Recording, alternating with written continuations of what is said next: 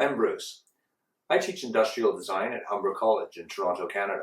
One of the courses that I teach at Humber is vehicle design, and I often get requests from my students for extra help in particularly sketching and rendering of vehicles. So I decided to do these sets of tutorials.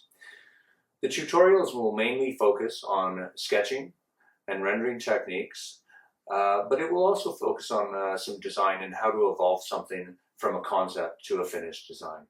These videos will assume a basic knowledge of drawing and perspective.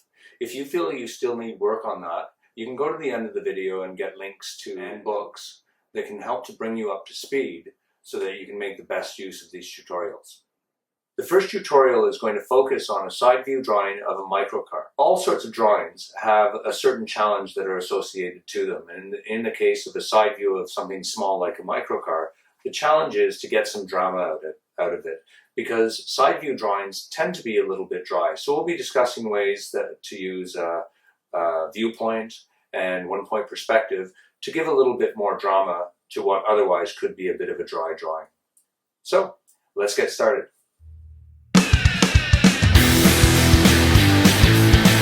So today we're going to be drawing a microcar. I will be using a circle template and a ballpoint pen. The circle template I probably wouldn't usually use, but I do find it difficult to do the circles. I'm used to getting my head in over here, and so I'm going to use the template. If you want to use a template, there's nothing wrong with that. Just done a little sketch of this car. This is the front of it. Usually you would draw it from the top, and your cone of vision would be something like this.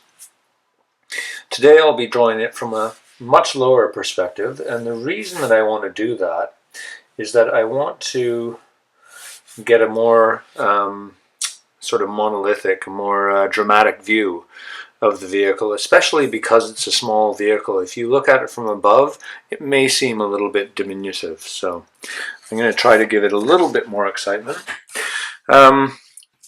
One other thing I did want to mention, I've seen a lot of my students do this.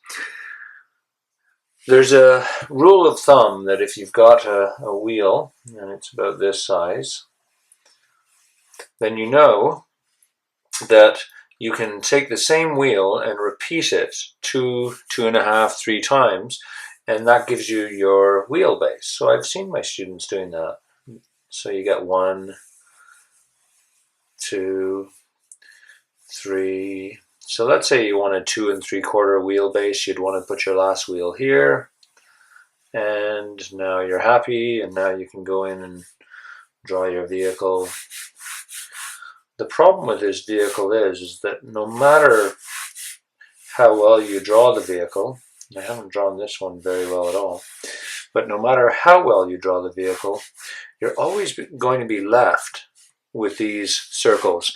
Even if you do it in pencil, you'll be trying to erase that. There will be divot marks left in the paper. I really do think it's worthwhile trying to learn to get a sort of visual acuity to judge yourself how far the wheels are apart, rather than relying upon this this rule. So do try to get a sort of visual acuity, and that'll help you to set your drawings up better. Okay, I'm going to start with my my circle template here, and I'm going to put in the ground line. Now, you'll notice when I do this that I don't actually finish the circle. There's a good reason for that. I'm just going to try to get that as much to the side as possible. I think that's about the right distance. And you'll notice I haven't finished either wheel. The reason for that, and you see that? Oops, I've already made a mistake. It's not really a problem. All drawings are full of mistakes. I used to have a model making tutor who used to tell me that best thing to do with your mistakes was to make them details. So you'll notice I haven't finished off the bottoms of the wheels. The reason for that is the tires actually deflect a little bit.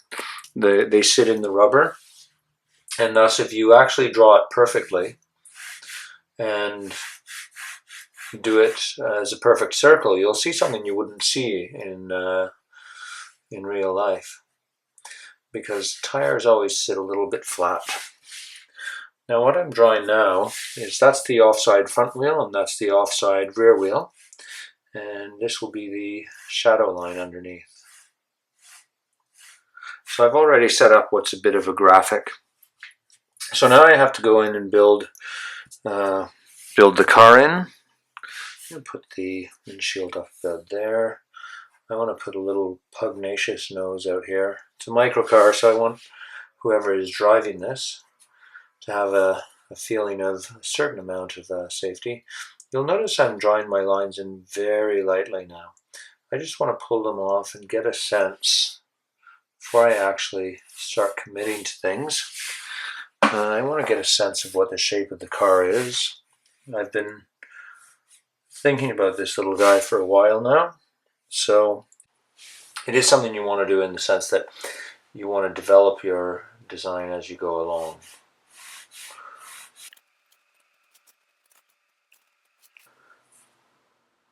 Okay, I'm going to put in my cut lines right now. You'll notice that as I go over here, I may have exaggerated that a little bit. I've put in a little notch there. That's because there's a change of surface. Change of surface is between the glass and the metal.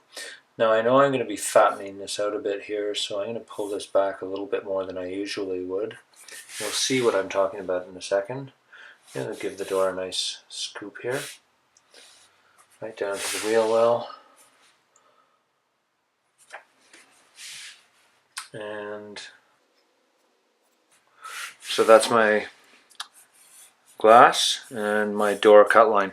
Cut lines are very worthwhile paying attention to because of the fact that they help to define the shape of the vehicle. So, I mean, it may not be quite so true in a side view, but you get working in an angled view and you will definitely see that the cut lines will help you to explain to your viewer what the vehicle is actually doing.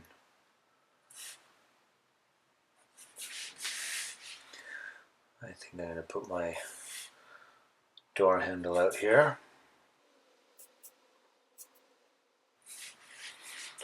I don't know that I would always put a mirror on a car, but this one I'm going to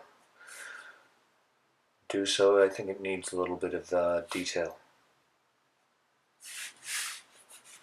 Now, I'm going to go back into the wheels, and this is a one-point perspective, so the vanishing point is here. A one-point perspective means that essentially it's the road going off in the distance. That's the horizon. These are the cliffs in the distance. Little tree, and there's your median. That's your one-point perspective. That's the vanishing point. That place where the road ends, that's the vanishing point. In this case, our vanishing point is going to be right about here, right about the height of the wheels. Now, what that means is that our wheels, you'll notice, I don't know how well you'll be able to see this in the video, but you'll notice that our rims get shot in this way on this side and this way on the back side, and that's because you're in the middle of the car. You're going to see more of the tire on this side than you would on that side, and that is because that's the center. Everything else fades away to the right and to the left. So that's your rim. I think I'll do my, where do I want it? I think I'm going to use this guy here. Maybe a bit bigger. I'll take that one. Again, this is, I want this to show inside the wheel to show that it goes in. So that means it's got to go more to the right. Again, if you've got any difficulty with perspective and you don't know how to use it as well as you think you should, please do take a look at the end of the video. And there will be some suggestions as to where you can go to get better at that. I'm going to take these wheels and knock them into 5 spokes. I'm going to start this guy here. There's if you look at the Scott Robertson book that I'm suggesting, I believe he's got a very good tutorial there on how to build 5 spokes. It's very easy. You take the circle, you bisect it, you put the middle piece in the top. I put that in the wrong place. These guys go about 1/3 up the circle, and then if this is the halfway point and you go to the bottom, the ones at the bottom go about 1/4 above the base, and that's the way you get your 5 spokes. So you can do that both sides. And you'll notice that when I'm doing this one, I'm actually doing it with reference to this circle. I'm not even looking at these marks. I'm looking at my measurements. Now, I'm going to put in a thin spoke. This one will be straight. I want to suggest that there's some sort of lift here, like that. But quite often you'll find that they are a little bit on this. This one will be straight. This one will have a bend. This one will have a bit of a bend. And now I'm just going to go and make 5 little dots here. And that will help me, because now I want to build in the actual spokes. And that'll be my top point. This is a little bit tricky, and it takes a little bit of practice to get the right angles. But as with anything, with practice, you'll get good at it. And you'll see what I'm talking about in a minute.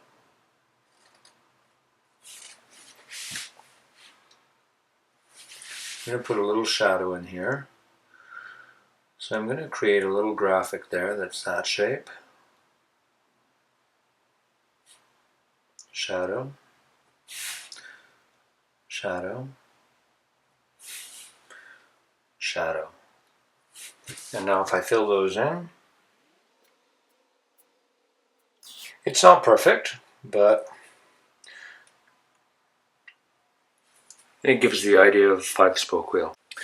Okay, now I'm going to do the same thing back here.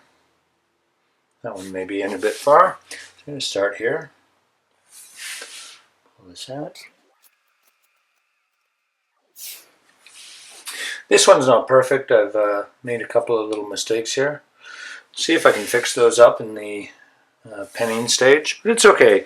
This is just a sketch. It doesn't have to be absolutely perfect. Now, one of the things that is tricky with a drawing like this is that you've now got to sort of define it, give an idea of what the thing actually looks like. So I'm going to show you a little trick here. Let's assume this is a billiards ball, and that's the light source. So you're getting your highlight right here. Here's your shadow, and then this is the shadow cast by the ball. You'll notice that I've left a little bit of white around here. The reason I've left that white is that this shadow that you're seeing in here, that's not only an absence of light because the light source is there, it's also a reflection of this shadow that exists in here. So on the edge here, you'll actually get these little spots here where they're reflecting this surface that's not in shadow on the edge of this billiards ball. So you'll always get that nice little highlight on the edge. The same thing exists with a car in that I'm going to put some suggestion of reflection in here. And you'll notice I don't put it right to the edge of the car. That's because here you'll be getting at the front a different reflection than you will at the side. The reflection I'm going to put on is what I call a kind of bull's horn reflection. And the same thing will happen at the back of the car. It's not going to go right to the edge. Now I should put in this little detail I wanted here, which is a bit of a spot like that. And I do want to put a little spot in the door where there's a bit of a... You see, I'm adjusting that line later. It doesn't make a big difference whether you do it at the time or later. And the same thing at the front. This will be a reflection. And same thing here. You'll get a reflection here. I'm going to carry it across. Same sort of bull's horn right across that. And I'm going to be working on this a little bit more later here at the back, so I'm not going to trouble that too much for the time being. The other thing you should notice is that as I bring my pen lines up, I tend to roll them. There's a good reason for this. And I've drawn out a couple of little cubes here to show you the difference. If you're drawing a square cube, it doesn't matter if you go to the edge and you just do a straight line like that.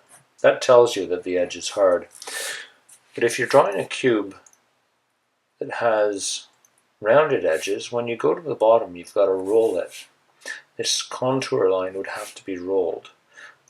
And that would tell you that the edge of this cube is round. And it's the same with the vehicle. As you get to the edge, you can't do these hard lines that end like this, or people will think it's a box. So you have to give the lines a little bit of softness. Okay, so I'm going to spend a little bit of time just penning this in, and this will be sped up. If I need to talk to you about anything, I'll slow the film down. What I'm doing right now is just putting in a little bit of tone. This is nice in a sketch, I think. I may actually use this later as the basis for a rendering, and this will still work. Do notice that I'm keeping the tone all in one direction, whether it's here, here, or here. I'm keeping it all vertical. I could have done it on a 45-degree angle or a horizontal, but whatever you do, try to keep it consistent. And the reason for that is that if you don't, it starts to look a little bit like texture. So this way, hopefully when you stand back a little bit from what I'm doing, it will look a little bit just like a gray tone as opposed to a whole bunch of lines. My light source, similar to the billiards ball, is from up here. That's why you're getting these highlights on the tires here and the shadow here. So I've thought about that, and it's a good thing to keep your light source in the top of your head so that you know what you're doing and you know where your light's going to be coming from. Wheels will also need some sort of shadow. I'm doing this a little bit lighter than I have the inset bits in here. That's just to show that this is actually in shadow. I don't want to make it too dark. Okay, the car's coming along nicely. What I'm going to do now is I'm pretty much done with the toning. I don't want to go too crazy with that. What I would like to do now is just to really knock the line weight in. Line weight is very important. What I'm doing right here is a heavy line weight. This tells you that this area here is kind of in shadow. But exterior line weights, even the one at the top here, should probably have a fairly heavy line to distinguish them, so that the person, the viewer who's looking at this, gets a sense of what you're trying to suggest with the vehicle. So for the next couple of minutes, this will be speeded up again. I'm just going to knock this in a little bit heavier so that it's a little bit more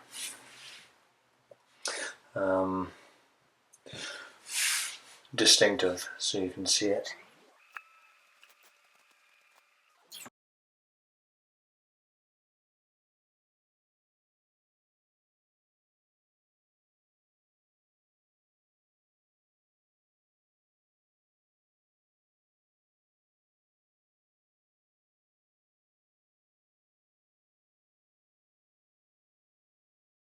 So here we are.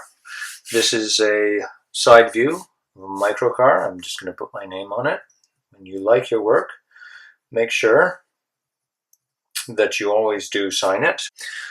I hope you found this tutorial helpful. If so, please do like the video. If you've got any questions or comments, please do feel free to leave them in the comments section below. And if you do feel like you need if you feel you need more help with regards to perspective and drawing, please do take a look at the books that I've suggested for you at the end of this video. And I'll hope to see you guys next time.